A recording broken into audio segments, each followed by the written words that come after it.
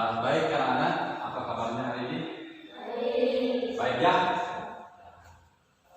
Nah, sebelum pembelajaran ini kita mulai anak-anak, ya, sebagai masyarakat yang baik, mari kita awali dengan doa. Bapak minta satu orang siswa untuk memimpin doa kita pada pagi hari ini sebelum kita melakukan pembelajaran.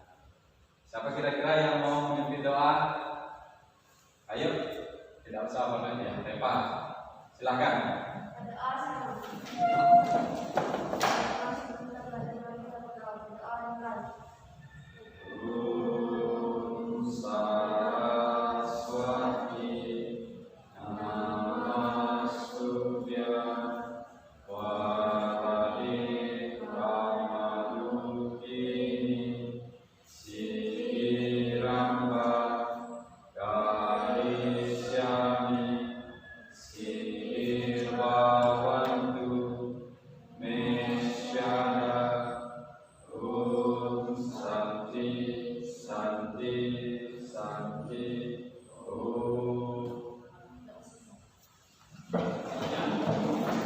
Terima kasih untuk Reva sudah memimpin doa sebelum kita mulai pembelajaran hari ini. Nah, sebelum lanjut, Bapak akan lakukan observasi dulu untuk mengetahui kehadiran anak-anak pada pembelajaran kita hari ini. Didengarkan baik-baik ya. Desa Putu Srianita, Widyawati, Ilu Gede Ayu Cempaka, Ketut Suci, Kadek Nikita Sari, Desa Nyoman Putri Ayu, Diketut Reva Lestari, Ilung Ana Putriani, Dewo Komang Oliviati, Raditya Eka Putra. Ya, bagus sekali semangatnya anak-anak ya untuk mengikuti pembelajaran. Ini kembali anak-anak, Bapak lihat kehadirannya 100% ya, hadir semua dalam pembelajaran hari ini. Dan mudah-mudahan apa yang dipelajari hari ini anak-anak bisa mengingat dengan baik pelajaran ini, dan nantinya pada akhirnya nanti kegiatan ulang semester yang kemungkinan nanti itu dilaksanakan di pertengahan bulan Oktober ini, anak-anak bisa mendapatkan hasil yang maksimal ya.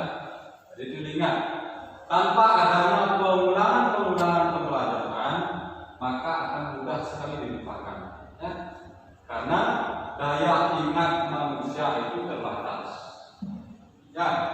Kalau satu kali saja anak-anak membaca, kemudian setelahnya itu anak-anak tidak lakukan kembali, tidak anak-anak ulang kembali, maka apa yang sudah anak-anak baca dan anak-anak ingat terekam di pertanyaan anak itu akan hilang dengan sendirinya.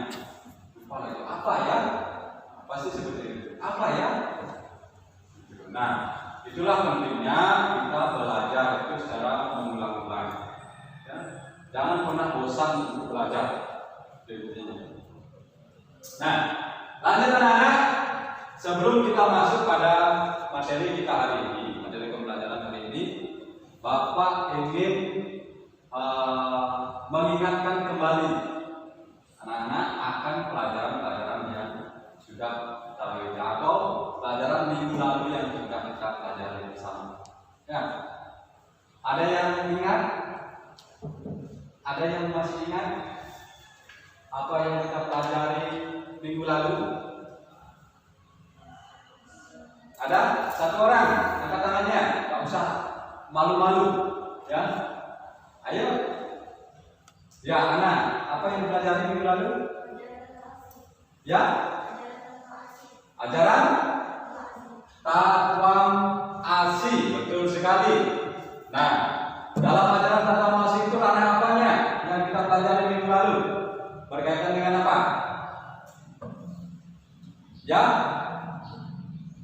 memahami ajaran Tatkwa Asih. Masih ingat apa itu Tatkwa Asih? Ya? Ya adalah kamu. Terdiri dari berapa kata ya? Tatkwa Asih itu terdiri dari beberapa kata? 3. Apa saja? 1. Iya. 2. Kamu. 3. Adalah. Ya. Jadi Tatkwa Asih itu terdiri dari 3 kata. Ya. Ada tak, ya, ada tuan, dan ada asih. Tak itu artinya ya. Apa? Iya. Iya. Asih. Tuan. Kamu. Asih. Berarti Tatkwa Asih itu iya adalah kamu itu maksudnya apa? Siapa yang bisa berikan argumentasinya? Ayo melihat pelajaran kita yang lalu supaya tidak cepat dilupakan ini. Ya adalah kamu itu maksudnya apa?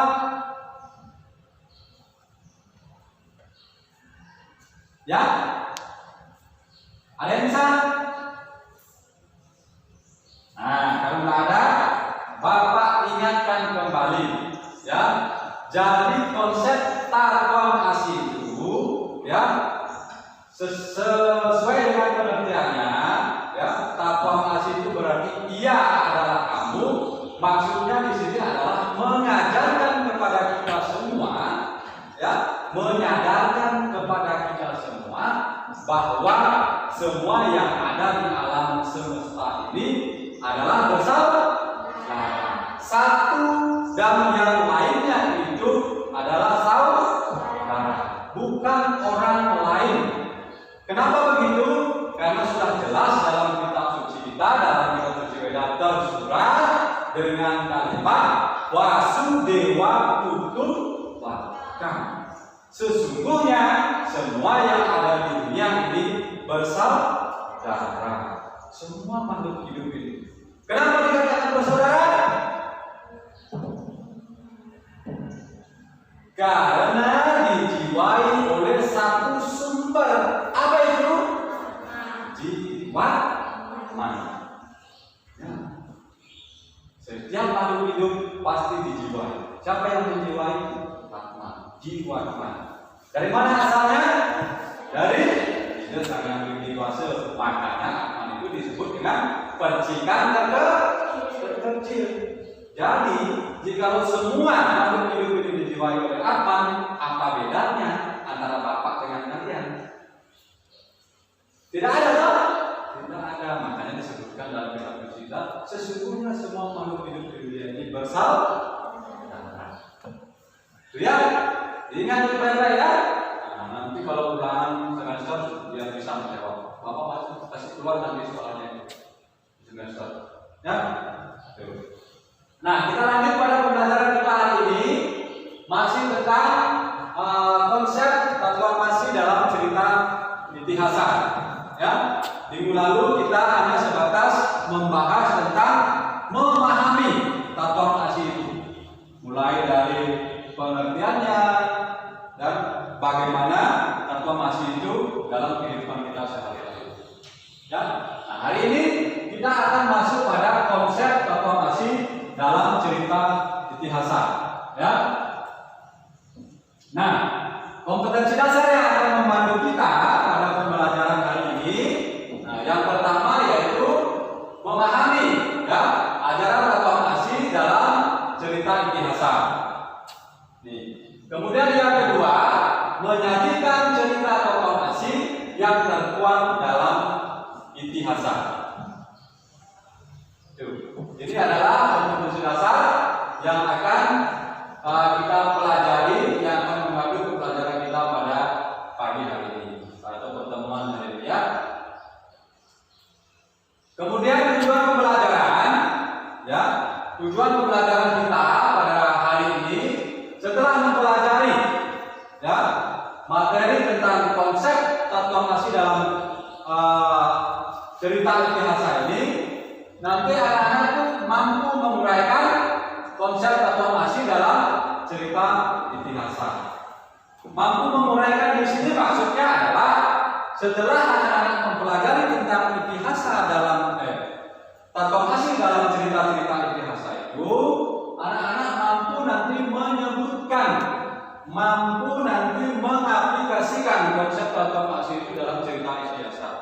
Ya, jadi ada sebuah ilustrasi cerita, nanti dari ilustrasi cerita itu anak-anak sudah bisa menganalisa, ya, mana konsep tatomasi dalam cerita itu. Nah, itulah yang dimaksud dengan mampu menguraikan konsep tatomasi dalam cerita istihasan.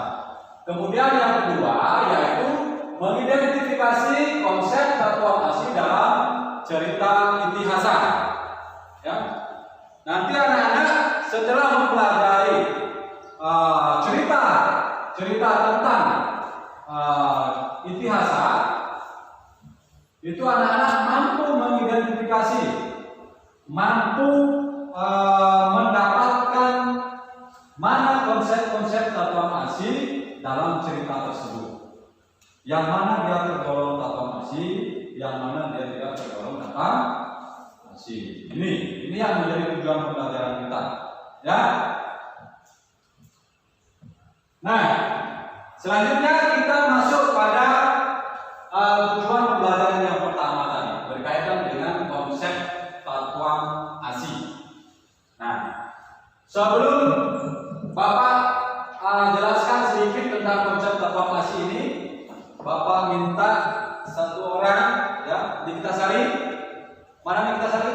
Ya, silakan dibaca dulu dan teman-teman yang lainnya menyimak dengan baik sehingga mampu memahami apa itu konsep tatomasi. Ya, silakan dibaca.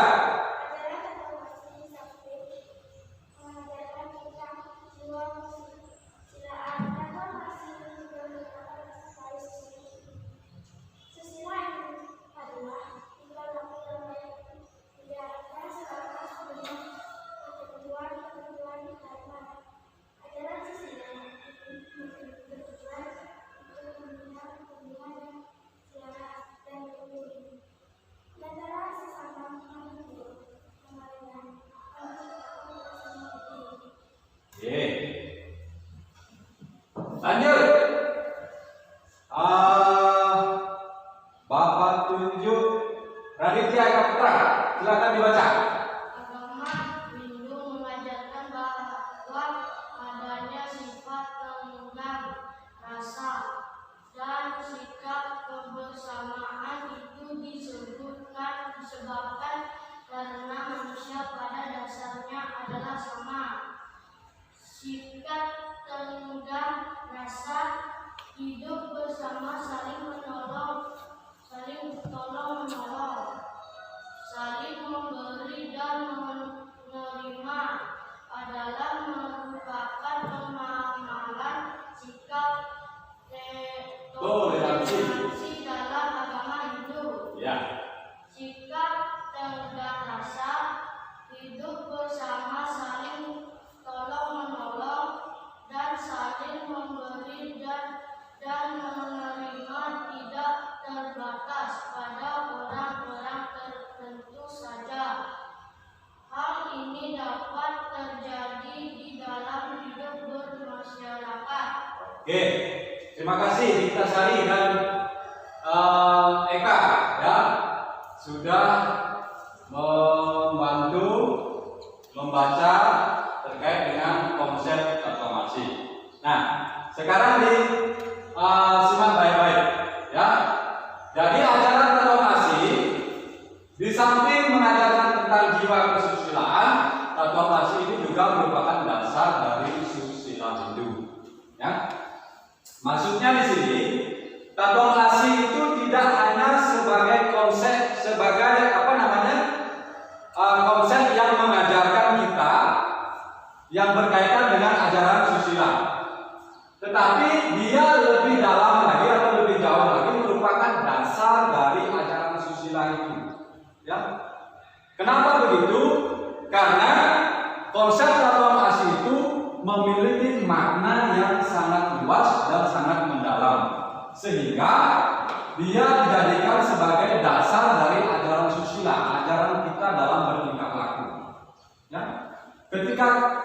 kita dalam bertingkah laku atau berperilaku didasarkan atas takwa mengasihi ini, maka akan tercapai yang namanya keharmonisan dalam kehidupan. Nah, sehingga bin orang mesiat ajak pisah ke, ya, sehingga bin orang memusuh ajak timpal, itu tidak ada. Ya, tidak ada seperti itu. Kalau kita sudah mendasarkan susila itu pada konsep takwa kasih. Nah, inilah pentingnya anak-anak ajaran takwa kasih ini. Ya, jadi dia tidak hanya sebatas sebagai ajaran susila saja, tetapi dia dasar dari ajaran susila itu. Ya, bisa dipahami? Oke. Kemudian susila adalah tingkah laku yang baik dan mulia yang selaras dengan ketentuan-ketentuan dharma. Ajaran susila ini bertujuan untuk membina hubungan yang selaras dan rukun di antara sesama makhluk hidup yang lainnya yang diciptakan oleh Sang Hyang Widi. Jadi ajaran susila yang tidak didasari oleh ajaran konsep takwa kasih itu adalah menciptakan hubungan yang selaras, hubungan yang rukun, ya, antara sesama makhluk hidup yang ada di dunia ini. Bisa dipahami? Bisa. Ada pertanyaan ini terkait dengan konsep takwa kasih? Ada? Silakan kalau ada pertanyaannya. Ya, Eva. Berdiri.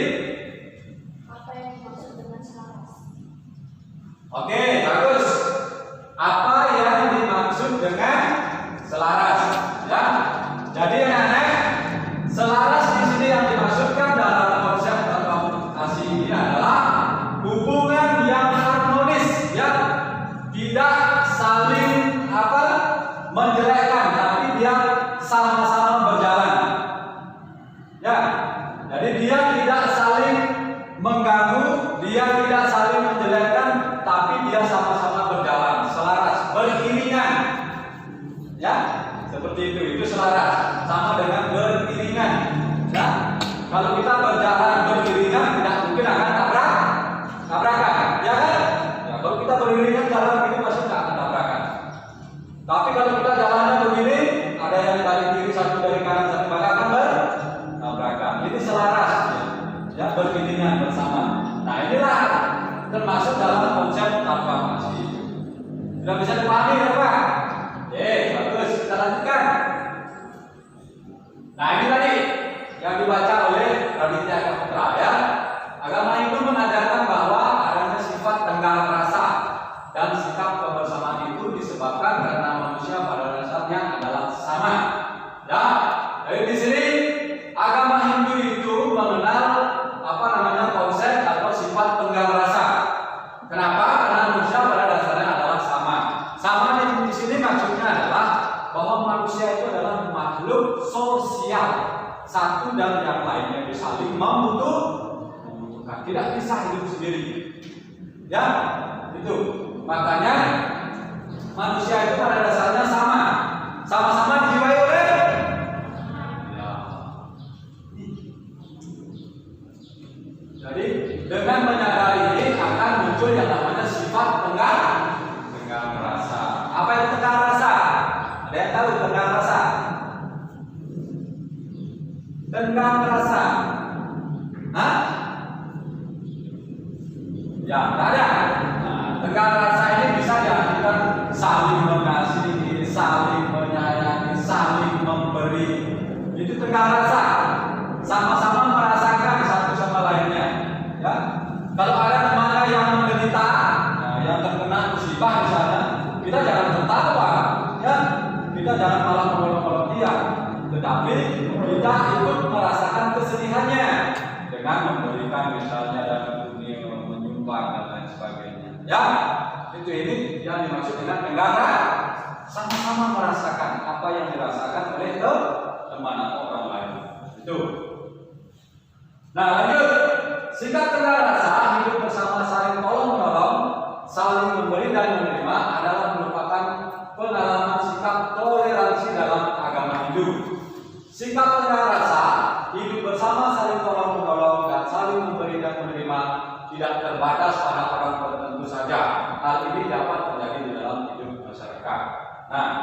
Jadi konsepnya di sini anak-anak tentang rasa toleransi, kemudian saling menolong itu tidak hanya sebatas pada satu orang saja, ya, atau orang tertentu saja. Misalnya ini, si Nikita kena musibah, misalnya kita ya, mudah-mudahan enggak, ya, ini misalnya rumahnya kita terkena banjir, ya. Nah, karena Reva ini ada hubungan dengan keluarga dengan kita, maka Reva ini menolong kita, membantu kita, mempunyai dan lain sebagainya. Tapi pas giliran Raditya itu putra kena musibah, ya, kena longsor, Reva ini kalau tidak ada hubungan keluarga dengan Raditya, dia tidak membantu Raditya, tidak mau mempunyai.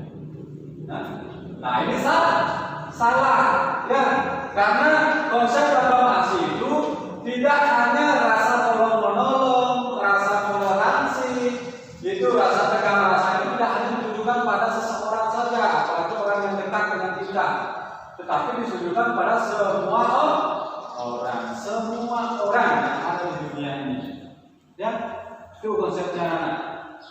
Jadi jangan memilih-milih, ya. Kalau memilih-milih begitu berarti belum melaksanakan yang namanya konsep reformasi, ya, yang meliputi tentang rasa, ya, apalagi tolong menolong, apalagi, ya kan?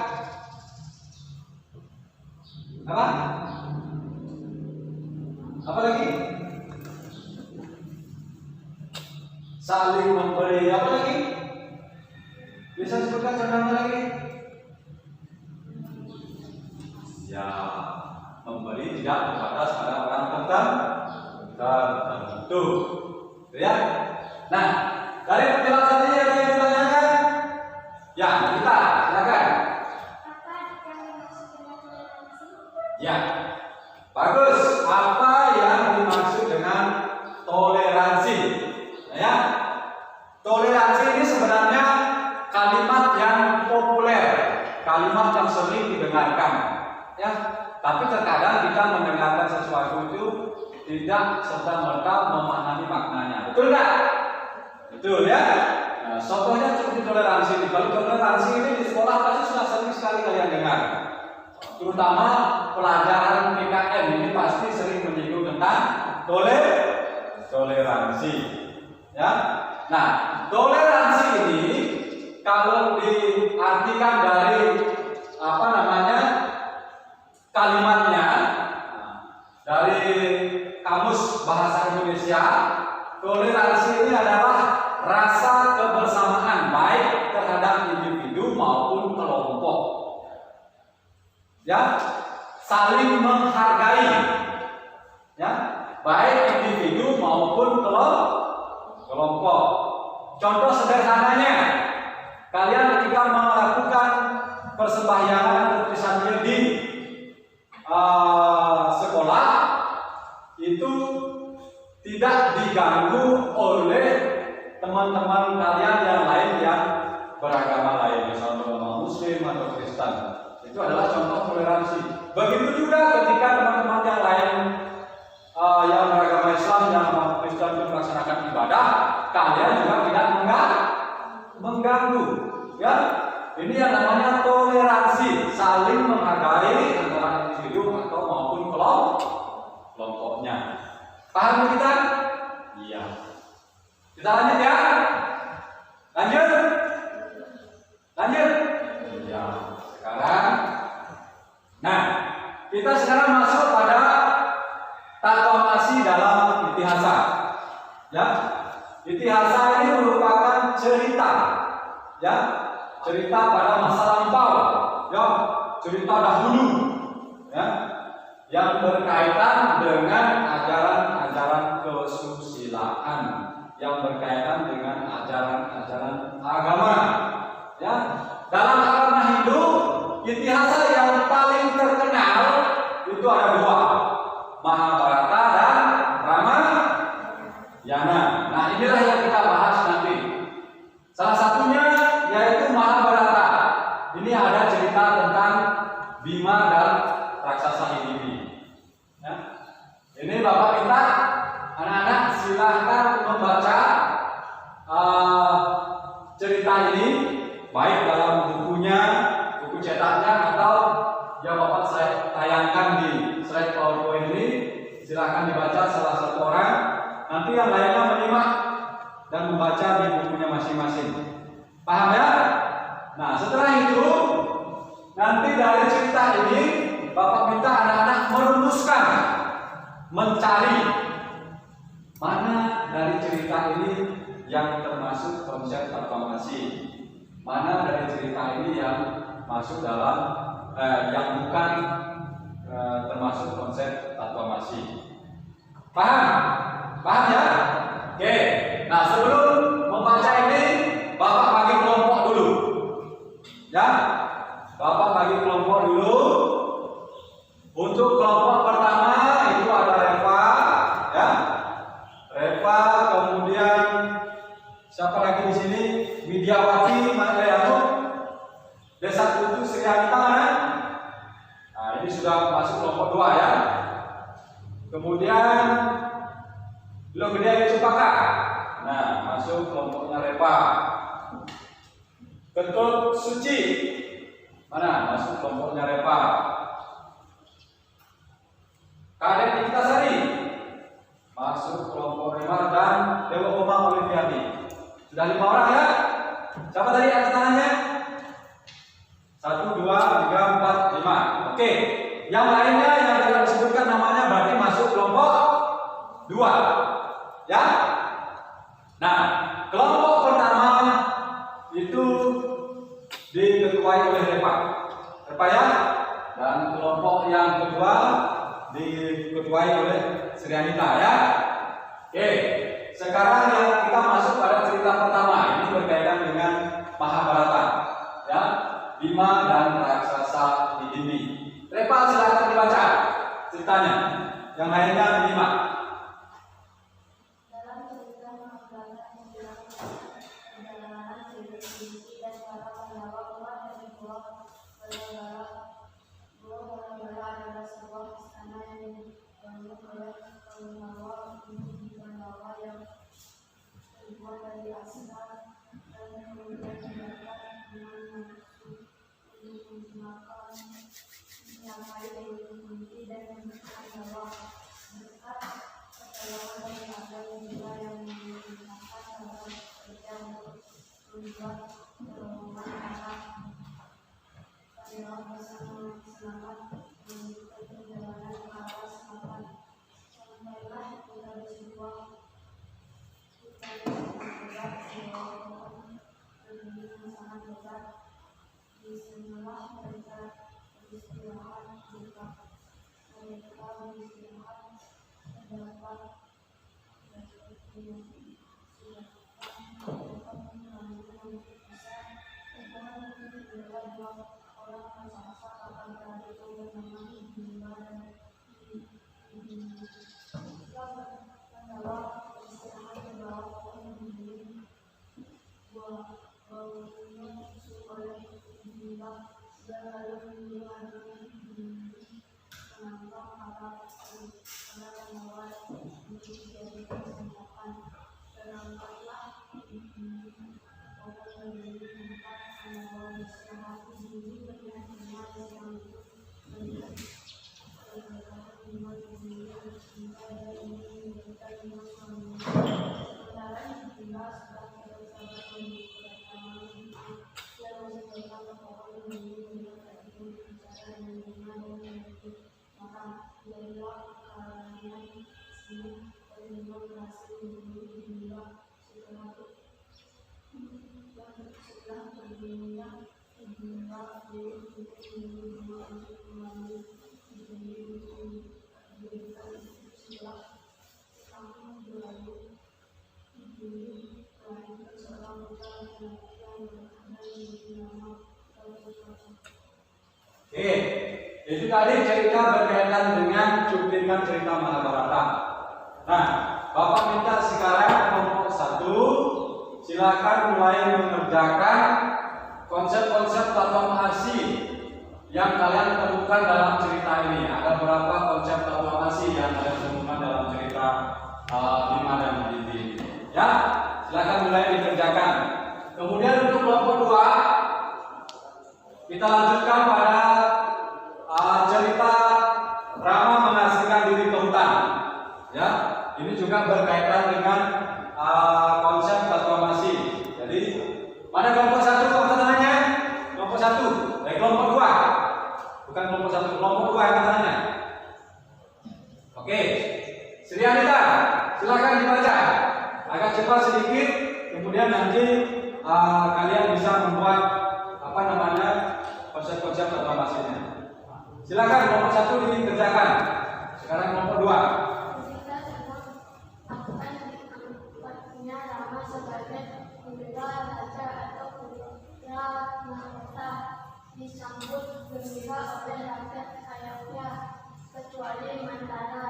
Dia adalah salah satu dalang dari Dewi Tingkani.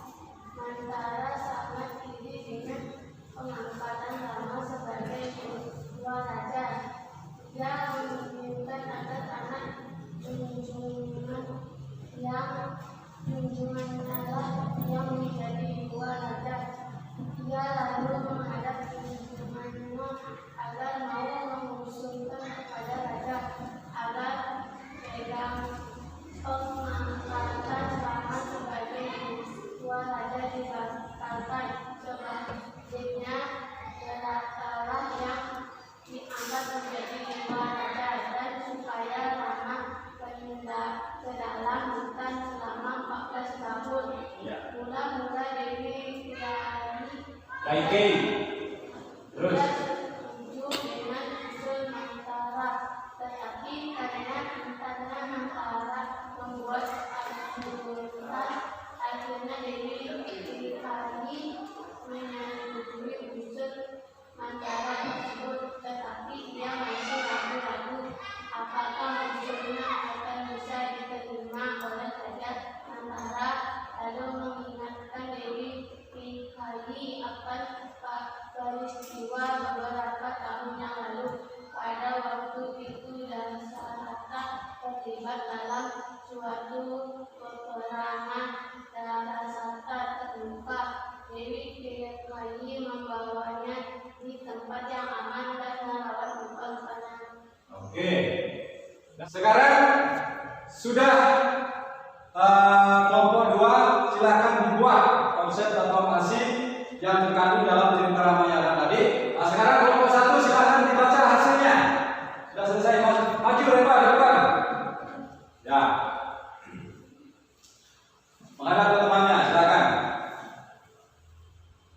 Konsep proklamasi dalam beberapa satu ayat figura yang mendorong Pandawa dengan memerintahkan bekerja sehingga Pandawa bisa selamat.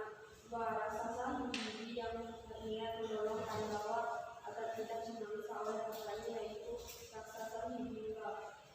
Itu ibu Pandawa yang memerintahkan Bima untuk menikahi Bibi karena kasihan Bibi hidup sendiri. 4. Dewi Kunti yang menolong Pandawa selesai untuk membunuh raksasa bapa yang akan memangsa anaknya. Oke, beri tepuk tangan dulu untuk kelompok 1. Ya. Itu tadi konsep proklamasi yang berkaitan dalam cerita Mahabharata. Sekarang dalam cerita Ramayana, silakan Sri Anita sebagai kelompoknya. Konsep proklamasi dalam cerita biasa.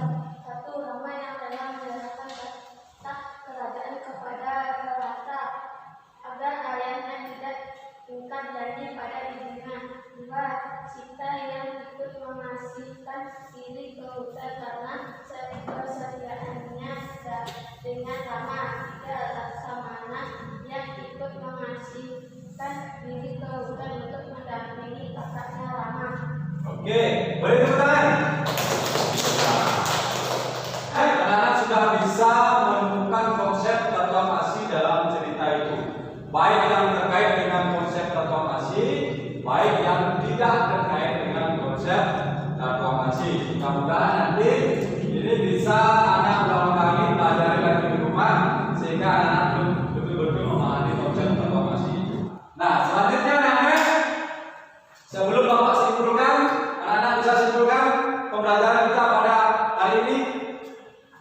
bisa menyimpulkan terkait dengan konsep proklamasi ini? Ya, Khadijah, ya Putra, silakan berdiri. Di sini saja. Kesimpulan, konsep proklamasi merupakan konsep ajaran susila yang merupakan kerukunan dalam kehidupan. Iya, bagus. Tepuk tangan dulu, silakan. Ya, jadi Bapak berikan penguatan sedikit terkait dengan kesimpulan kita pada pembelajaran hari ini. Sudah benar sekali apa yang disampaikan oleh Eka tadi, bahwa ajaran reformasi tidak hanya sebagai ajaran kesusilaan, melainkan juga sebagai dasar dari ajaran susila. Sehingga ajaran reformasi mampu mewujudkan kehidupan yang harmonis, rukun, dan mampu menjunjung tinggi toleransi. Ya, itu. Nah, selanjutnya anak-anak, untuk mengukur kemampuan anak-anak dalam kegiatan pembelajaran hari ini, ada penugasan yang Bapak berikan untuk anak-anak bisa kerjakan nanti di rumahnya masing-masing. Kemudian nanti hasilnya bisa dikirim fotonya melalui WA ya. Nah, ini penugasan pertama berkaitan dengan aspek pengetahuan. Anak-anak menganalisis cerita ya Mahabharata itu, kemudian menemukan konsep reformasinya. Yang kedua juga seperti itu ya, cerita Ramayana ya, ada dua cerita Mahabharata dan Ramayana. Kemudian itu tugas keterampilan membuat rangkuman ya, rangkuman penggalan cerita Mahabharata yang berkaitan dengan ajaran reformasi. Jadi cerita tadi ya, cerita Bima dan Hidimbi dan cerita Arjuna dihasilkan untuk hutan itu kalian rangkum ya, atau kalian ringkas menjadi cerita pendek, namun isinya hampir sama persis seperti itu maknanya. Paham ya? Nah, nanti bisa kalian kirimkan melalui WA grup ya, hasil dari pekerjaan kalian. Nah, untuk pertemuan yang akan datang ya, itu kita sudah mempelajari transformasi dalam contoh-contohnya penerapan dalam kehidupan sehari-hari ya. Itu sebagai pembelajaran akhir kita di pembelajaran 3 berkaitan dengan materi transformasi ini ya. Jadi di rumah nanti dibaca-baca buku cetaknya, buku pembelajarannya, itu dibaca dengan contoh-contoh penerapan ajaran transformasi dalam kehidupan sehari-hari. Paham ya? Nah, demikian anak-anak pertemuan kita atau pembelajaran kita pada hari ini. Sekali lagi Bapak ucapkan terima kasih, anak-anak sudah semangat mengikuti pembelajaran. Tetap jaga kesehatan ya, patuhi protokol kesehatan dengan menerapkan 3M ya, menjaga jarak, apalagi memakai masker dan sering-sering mencuci tangan. Bagus, sudah diingat ya. Mudah-mudahan bisa dilaksanakan dengan baik di rumah. Baik anak-anak, demikian yang Bapak sampaikan pada pagi hari ini.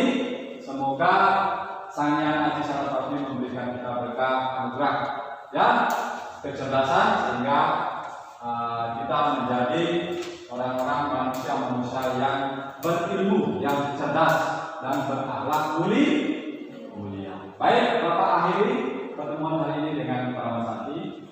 Om Santi, Santi, Santi.